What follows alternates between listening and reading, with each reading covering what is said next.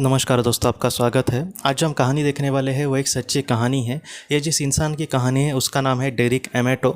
इसके साथ एक ऐसी घटना हुई थी दोस्तों कि एक बार ये अपने दोस्तों के साथ एक स्विमिंग पूल में खेल रहा था। और जैसे एकदम मतलब जवान थे वो। और तब वो क्या हुआ कि दोस्तों के साथ ऐसे बेट लगा रहे थे और वो बाद में ऐसे उन्होंने तय किया था कि एक जो गेंद होती है तो वो ऐसे मतलब डालेगा कोई उनका दोस्त, और ये ऐसा छलांग लगा के स्विमिंग पूल में ऐसा छलांग लगाएंगे और उस बॉल को पकड़ेंगे। तो उसके दोस्त ने ऐसी बॉल फेंकी और इन्होंने भागकर ऐसा उसको पकड़ने के लिए ऐसे उन्होंने छलांग लगाई।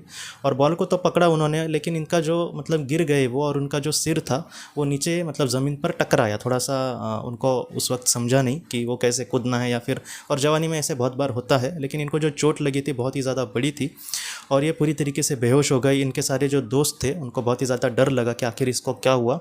बाद में डेरिक को दोस्तों अस्पताल में लेकर जाया गया। उनके दोस्त को यही लगा था कि जिस तरीके से वो गिरा उस तरीके से उसको सर को बहुत ज़्यादा चोट लगी होगी और उसका खून बहुत ही ज़्यादा बहेगा, ऐसे उसको देखकर लग रहा था जिस तरीके से वो नीचे गिरे थे। लेकिन बाद में क्या हुआ, इनके सिर से ज़रा भी मतलब खून नहीं बह रहा था और इसकी वजह से और भी डॉक्टर्स वगैरह डर रहे थे। लेकिन डेरिक ये कहते हैं कि बाद में कुछ घंटों के बाद वो होश में आ गए और उनको देख कर किसी को लग भी नहीं रहा था कि कुछ ज़्यादा लगा हो। जैसे हमें बहुत ज़्यादा एक चोट खाकर या फिर गिरने के बाद हम थोड़ी देर में अपने आप को संभालते हैं, वैसे ही डेरिक को दिख रहा था।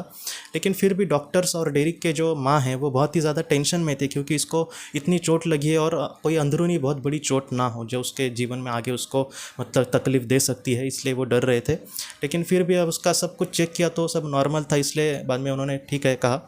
बाद में जब डेरिक घर पे आ गए और सब कुछ मतलब एक नॉर्मल ज़िंदगी जी रहे थे, तो वो ये कह रहे हैं कि जैसे मुझे कुछ इतना नहीं लग रहा था, लेकिन फिर भी मैं ऐसे लग रहा था कि कल का मैं अलग हूँ और आज का मैं अलग हूँ। बाद में डेरिक ये कहते हैं कि जब वो बाद में सोने के लिए गए तो उनको नींद नहीं आ रही थी, और जैसे उन्होंने अपनी आंखें खोली तब उनके सामने से उनको ये लग रहा था कि एक वाइट और ब्लैक कलर के स्क्वायर जो चौकोन होते हैं वे उनके आंखों के सामने से जा रहे। तो उनको कुछ समझ नहीं आ रहा कि आखिर ये क्या हो रहा है। बाद में उनको फिर से उन्होंने अपनी आंखें बंद करी और फिर से जब खोली तो फिर से भी वही हो रहा था। लेकिन बाद में डेरिक ये कहते हैं कि उन्होंने इतना उसके बारे में सोचा नहीं, और कभी कभी हम थक गए हैं बहुत ही, वो धूप से वगैरह आए हैं, तभी भी हम आंखें एकदम बहुत देर बंद करें और खोले तो थोड़ा सा अलग नज़ारा दिख जाता है, तो वैसा उनको लगा होगा कि कुछ मैं थका वगैरह होऊंगा। बाद में कुछ दिन ऐसे ही बीत गए। बाद में अपने दोस्त के घर पे जब उसके साथ कुछ बात कर रहे थे, तब डेरिक ये कहते हैं कि वहाँ पर उसके दोस्त के घर पे एक पियानो था बहुत बड़ा। तो पियानो को देखने के बाद डेरिक ये कहता है कि उस पियानो को मैं कितने सालों से देख रहा था, जब मैं उसके घर पे जाता था तब उसको देखता ही था। लेकिन आज डेरिक के मन में ऐसा विचार आया दोस्तों कि मैं जाकर उस पियानो को बजाऊं। डेरिक ये कहते हैं कि जब वो विचार आया तब वो डायरेक्टली वहाँ पर गया और पियानो के मतलब जाकर पियानो की जो कुर्सी होती है वहाँ पर बैठ गया। और उसके दिल में उसका दोस्त भी उसको देख रहा है कि अचानक कभी ये पियानो की उसको मतलब इतना इंटरेस्ट नहीं था बजाने के लिए, लेकिन आज अचानक उसको क्या हुआ।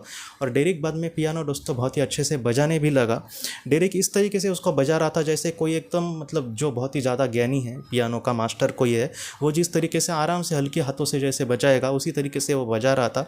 डेरिक को कभी भी पता नहीं चला कि आखिर उसके अंदर ये कौशल, ये स्किल कहाँ से आया, लेकिन आज वो बहुत ही अच्छे से पियानो बजाता है। और आज वो लोगों को भी बहुत ज़्यादा प्रोत्साहित करता है कि आपके अंदर भी ऐसे बहुत सारे गुण होंगे।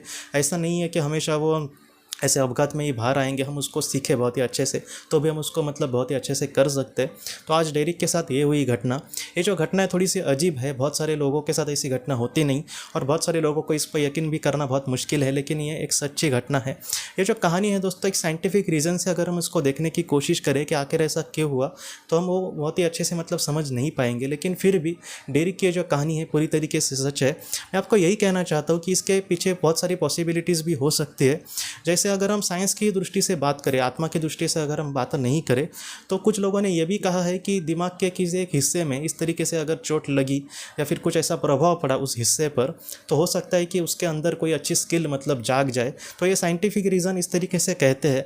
लेकिन आत्मिक दृष्टि से अगर हम देखें तो मुझे ऐसे लगता है खुद को कि इस तरीके से मतलब पियानो बजाना, उसके अंदर ये सारी बातें आई कहाँ से। तो हो सकता है कि उसके पहले के जन्म में किसी उसका और पियानो का बहुत ही गहरा रिश्ता रहा होगा और इस वजह से वो आज बहुत ही अच्छे से पियानो बजा रहा है। तो हो सकता है ये भी पॉसिबिलिटीज़। हम इन सारी चीज़ों को, उसने पास्ट लाइफ रिग्रेशन या फिर ऑटोमेटिक राइटिंग या फिर और कोई ऐसा कुछ किया नहीं था जिसके वजह से हमें ये सारी चीज़ों का एकदम सही सही जवाब मिले। लेकिन हम एक अंदेशा लगा सकते हैं कि उसके भी जीवन में एक ऐसा हिस्सा जब रहा होगा उसके आत्मा के जीवन में, जहाँ पर वो एक पियानो बहुत ही अच्छे से बजा रहा होगा और बाद में वो उसका जीवन ख़त्म हो गया। आज इस जीवन में उसका और पियानो का इतना कोई संबंध नहीं था, लेकिन इस घटना की वजह से ये फिर से उस बात में खींच गया। तो आज वो एक अच्छी ज़िंदगी जी रहा है और डेरिक आज बहुत ही अच्छा पियानो बजाता है और वो मतलब बच्चों को भी सिखाता है कि किस तरीके से बजाए। तो आज की जो कहानी है, मुझे ऐसा लगता है सबसे बड़ी सीख हमें ये देती है कि आज जिस तरीके से हम ज़िंदगी जी रहे हैं, जितना हम अपने आप के बारे में जानते हैं उतने ही हम नहीं हैं। हो सकता है कि एक बहुत बड़ा सफ़र तय करके हम यहाँ तक पहुँचे हो, उस सफ़र में हम बहुत ही अच्छे से इंसान बने रहे होंगे, हमने बहुत कुछ अच्छे भी कर्म किए होंगे, हमारे अंदर और भी सारी बहुत स्किल हो सकती है जिसको हम शायद जानते नहीं। इसलिए जितना हो सके जिस चीज़ में हमें रुचि है, थोड़ा बहुत उसके लिए हम वक्त दें, थोड़ा बहुत उसमें कुछ नया करने की कोशिश करें, तो हो सकता है कि हमारे अंदर भी बहुत ही अच्छा कौशल्य, एक अच्छा स्किल निर्माण हो जाए दोस्तों। तो दोस्तों, हम अपनी अगली वीडियो में किसी नए विषय को लेकर मिलेंगे। तब तक आप अपने परिवार का ख्याल रखना।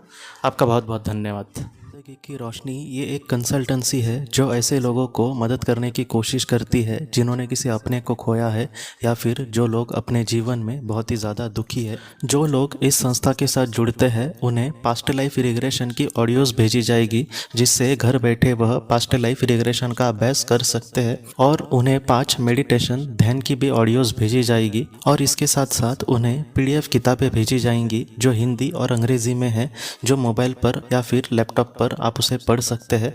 और 10 ऑडियो बुक्स भी आपको भेजी जाएंगी। तो दोस्तों, अगर आप इस संस्था के साथ जुड़ना चाहते हैं तो कृपया इस नंबर पे व्हाट्सएप मैसेज करें। आपका बहुत बहुत धन्यवाद।